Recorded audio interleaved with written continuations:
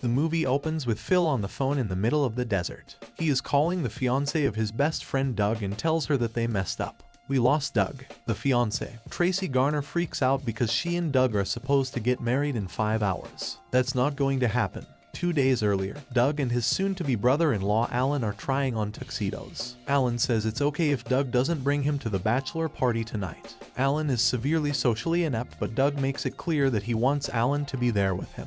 Since they are going to be brothers soon, they have to look out for each other. Doug goes to talk to his future father-in-law, Sid Garner, and is given permission to take his Mercedes to Vegas for the bachelor party since Sid remembers what it was like to be a young man. Doug thanks him and promises that he will be the only one to drive the car that day. Doug and Alan then leave to pick up the others. Doug's best friend Phil is a high school teacher reminding one of his classes to pay $90 for a field trip to an observatory, which they all promptly pay. Phil then removes the $3,500 from their envelopes and puts them into an envelope marked Vegas. He grabs his bag, ignores a student, and jumps into the Mercedes. The group then goes to get their last member. Stu, a dentist, is at home arguing with his girlfriend Melissa about the bachelor party. Stu tells her that they are going to Napa Valley for a wine tasting. Melissa is convinced, however, that Phil will find a way to find a strip club. Melissa treats Stu very badly, but Stu takes it with a smile and tries to kiss her, but she won't have any of it. The guys arrive and Stu leaves with them. The group drives to Las Vegas and check into Caesar's Palace. They try to decide how to pay and Phil volunteers Stu's credit card as the main payment method. Stu flatly refuses, telling Phil that Melissa would see the charges and realize that they went to Vegas. Doug tells Stu that they'll sort out the payment when they check out. They go upstairs to get ready for their first night out. Stu tells Doug and Phil that he's going to propose to Melissa and use his grandmother's Holocaust ring as an engagement ring. While Doug congratulates Stu, Phil openly points out that Melissa is a controlling bitch. Stu and Phil get into an argument and Phil tells Stu that Melissa is clearly not a good person since she cheated on Stu when she slept with a bartender on a cruise. At that point, Alan comes in with a satchel and asks the guys if they're ready to let the dogs out. The four go to the roof and make a toast. Alan treats everyone to a shot of Jägermeister and then reads an awkward speech to the group telling them how the four of them are like a pack of wolves. Phil then tells the others that he's toasting them to a night they will never forget. Time passes as we see the night skyline of Las Vegas change slowly into the next morning. A woman walks out of the room carrying her stiletto heels. Stu comes to on the floor with blood on his shirt. Phil is sleeping on the floor and Alan wakes up on the couch. The room is a complete mess. A chair is horribly burned. Statues litter the room, and there are a bunch of champagne bottles aligned as bowling pins. Alan goes to the bathroom and sees a live tiger.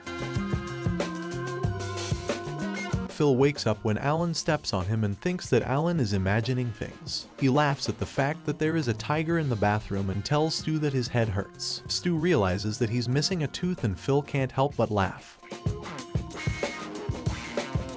He stops once they realize Doug is nowhere to be found. They also note that Doug's mattress is missing. During their search, they hear a baby crying in the closet. They don't know whose baby it is but decide to take it with them to breakfast. Phil, Stu, and Alan realize that they can't remember anything from the night before.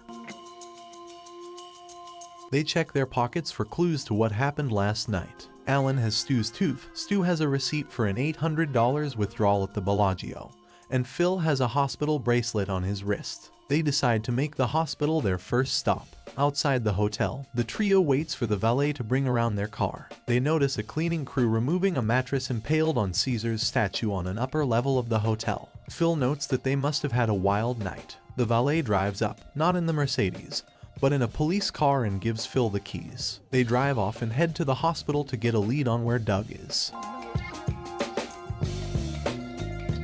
The doctor tells them that Phil was admitted with a mild concussion, and that Doug was with them when they visited. Phil bribes him for more information, and the doctor tells him that they had just come from a wedding at a chapel a few blocks away. The doctor also tells Phil that he had high traces of Rufalin in his system. Phil freaks out at the possibility of having been raped, but the doctor tells him he wasn't. The trio decides to head there. When they arrive at the chapel, they are greeted like family by the proprietor Eddie. They can't remember why,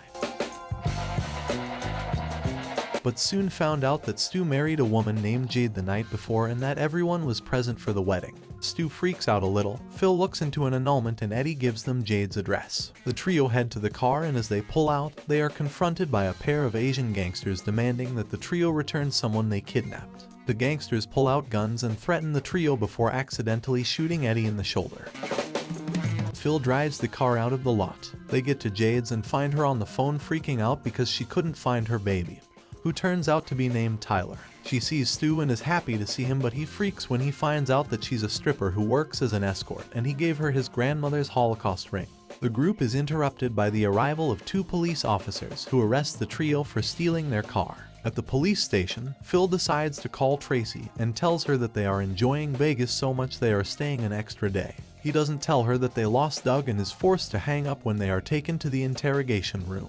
The 2 officers are angry that the trio stole their car and want to hold them over to be arraigned the following Monday. Phil explains the situation and then attempts to blackmail them into a deal which backfires. The officers agree to let the guys off the hook but trick all 3 into being test subjects for a group of kids, demonstrating the effects of a taser. The guys agree and weather the effects of being shocked by both the police and a couple of the kids, one of which is determined to get revenge on Alan when Alan kicked him lightly in the squad room.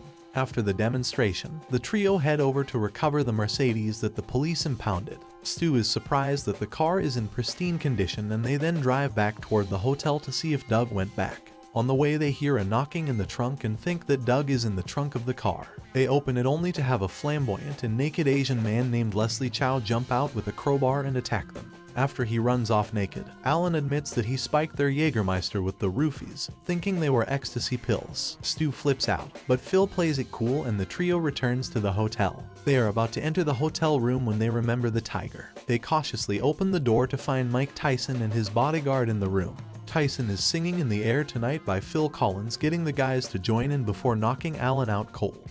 It turns out the tiger belonged to Tyson, and the reason they were able to find the hotel room was because they found Doug's jacket and room key in the tiger cage. The trio are terrified because Tyson implies that the tiger may have eaten Doug. Tyson gives them an hour to bring the tiger back to his house. Alan puts 5 roofies into a raw steak in order to knock out the tiger. And 2 hours later they cart the tiger into the Mercedes. While driving to Tyson's mansion, the tiger wakes up and scratches Phil's neck. The trio gets out of the car and pushes it the last mile of the way while the tiger chews up the interior of the car. Upon arriving at the mansion, Tyson shows them a security tape of them stealing the tiger and Alan urinating into Tyson's grotto pond.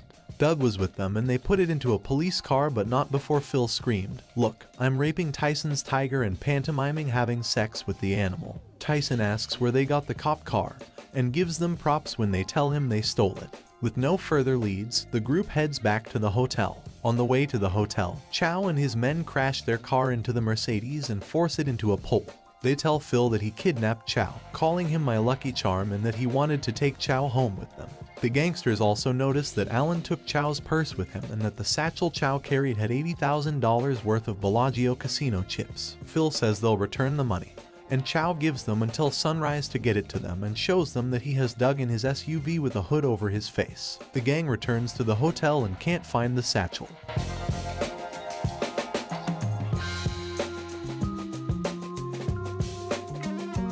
They call Jade and let Alan try counting cards in order to win back the $80,000. Alan is a success and they make over $82,000. Just as the security men are about to move in on them for card counting, Jade fakes an accident and Alan and Phil get away.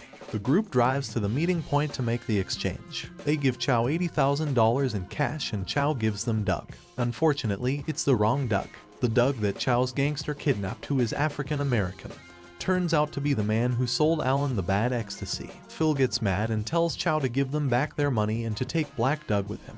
Chow refuses and drives away. Phil decides that it is time to end the charade and tell Tracy what happened. We hear the opening play in the background as Black Doug. Stu and Alan discuss the reasoning behind the name Roofies. Stu then realizes that they put Doug on the roof of Caesar's palace as a joke but forgot him and locked him up there. The mattress on the statue of Caesar was thrown there by Doug while trying to signal for help. Stu immediately tackles Phil and takes the phone away from him. He tells Tracy that Phil is drunk and that they are heading back now with Doug. The trio race to the hotel and find Doug sunburned and huddling for shade on the roof. Doug attacks Phil when Phil tells him that he is going to miss his own wedding. The group checks out and races to the now ruined Mercedes. Stu and Jade have a heart-to-heart talk and Jade tells him she knows the marriage was a mistake and gives him back his ring.